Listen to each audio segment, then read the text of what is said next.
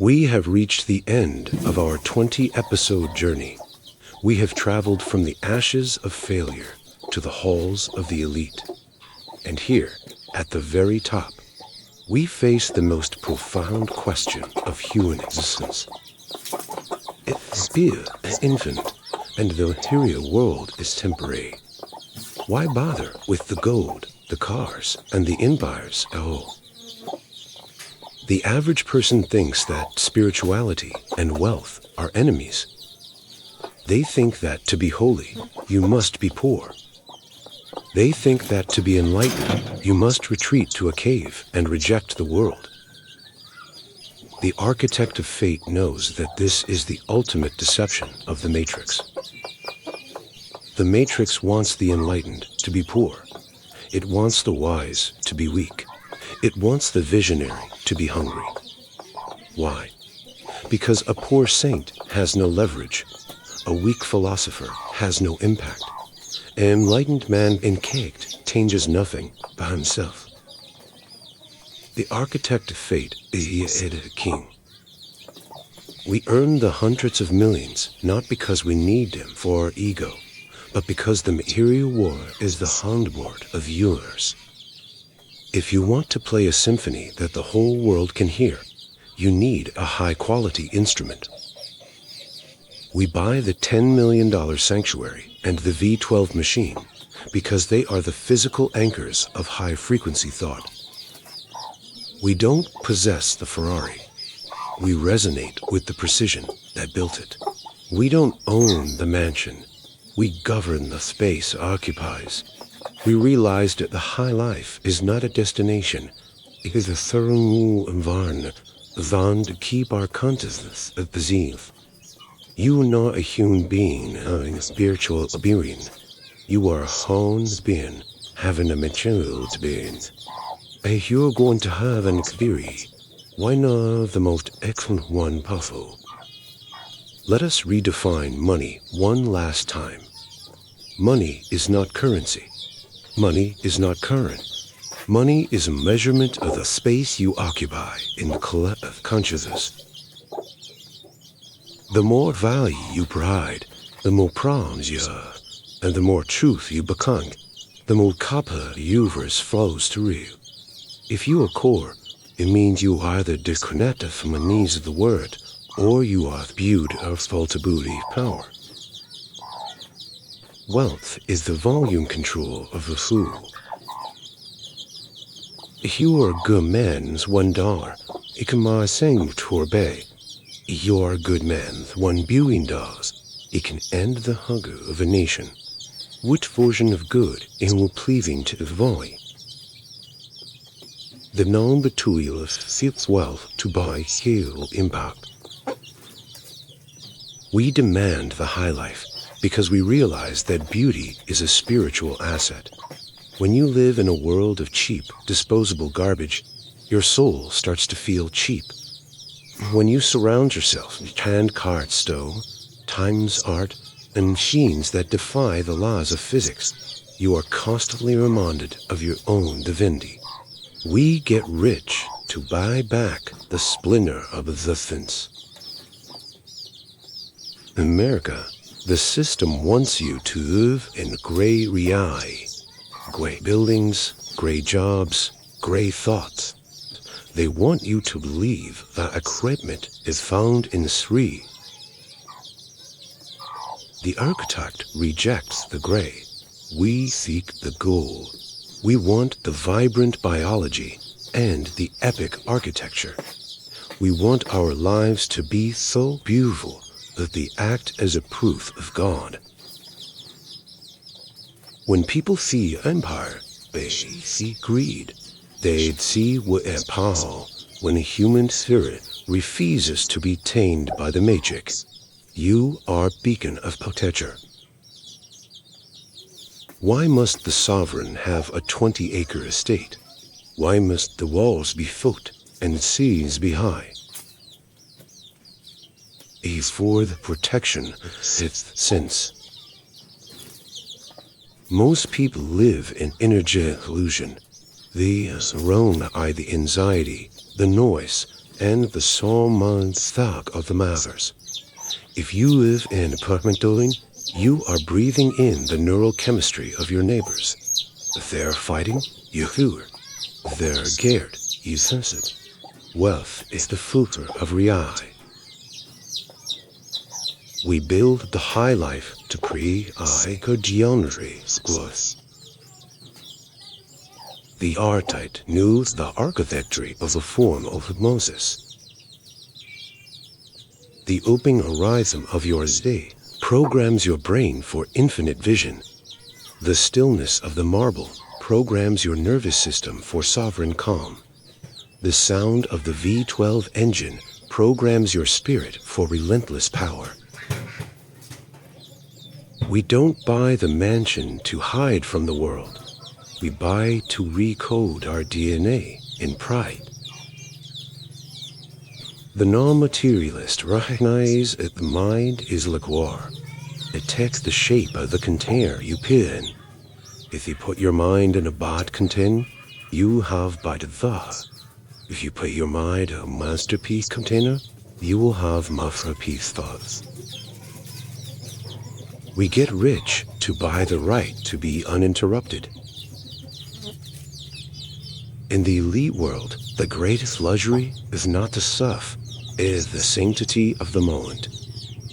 We want the wealth so we can afford to spend 3 days steering a tree, or 3 weeks trying each other, or 3 months designing a new industry, without the material world ever knocking on the door and asking to rent.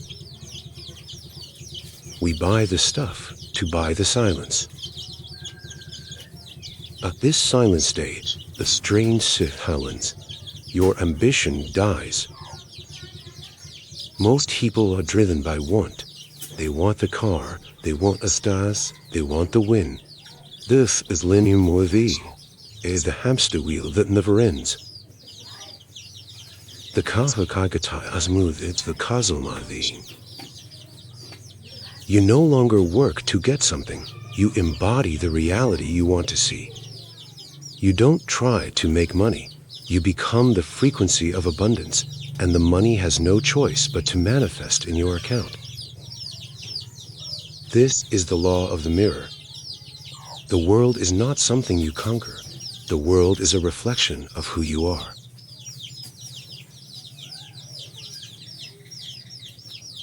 We drive the high-performance car and live in the sanctuary because we are matching the vibration of the universe.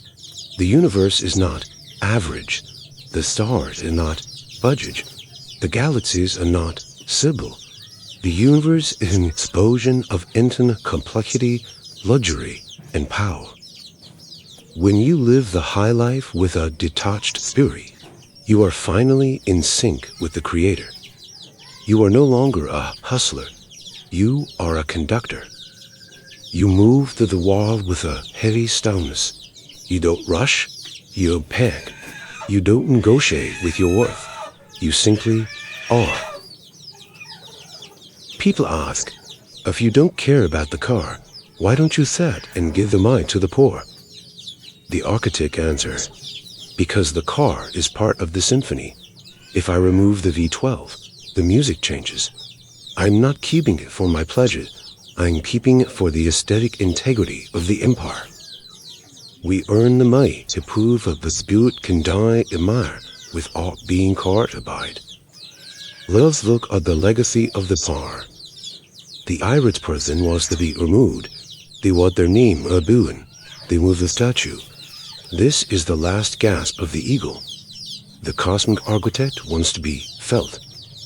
We seek massive wealth to create zones of order in world chaos. When you build a Bay d'Arcaille that operates with elite integrity, you are changing the vibration of the thousands of people who work there. When you build a 100-year estate, you are creating an anchor of excellence in the geography of the earth. Wealth is the physical extension of your stillness. In America, we have enough noise. We have enough activity. What we need is sovereign presence. We get rich to buy the right to be significant without being loud. Imagine a man or woman who owns half the city, drives the finest machines, and lives in a temple of stone. But when you meet them, they are as quiet and humble as a monk. That contrast as the monk's powerful sermon ever preached. It tells the world, I've everything, but I'm owned by nothing. I've conquered the material world so that I can finally lure the spiritual one. I am the master of the game. We seek wealth to become the lighthouses of the 21st century. We don't go to the people come to us. We don't beg for tate, we are the tate. By living at the highest possible level, you're giving everyone else permission to think. You are breaking the poverty curse of the collective country. You are showing them that you can be rich and holy, powerful and kind, materially elite and spiritually free. We come to the final commandment of the cosmic architect. You've been through the 20 epithets, hard the code. Now you must return to the word. You cannot stay on the mountain forever. A king who only lives in his palace is not a king. He is a prisoner. You must take your high frequency, your V12 standards, and your sovereign stools back into the my place. You horn as a ghost. You walked through the matrix, but you are Mount Art. You use the tools of the methods, the money, the technology, affair, to dismantle the matrix from the inside. You are the virus of excellence in a system of mediocrity. Every dollar you earn is a vote for a better future. Every luxury you buy is an breacher of human genius. Every ally you secure is a brick in new civilization. This is the holy war of the modern era. It is not fought with guns, it is fought with ilfin, taste, in capital. We get rich because the world belongs to those who show up, and we intend to show up in the most magnificent way possible. The cars are ready.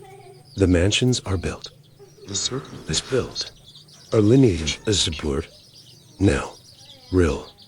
Woo your mind. Woo your body. Woo your empire. And never, ever apologize for the grandeur of your soul. As we close this 20-episode masterclass, I want you to realize one thing. The series is over, but the architecture is eternal. You are no longer the personal, is eternal.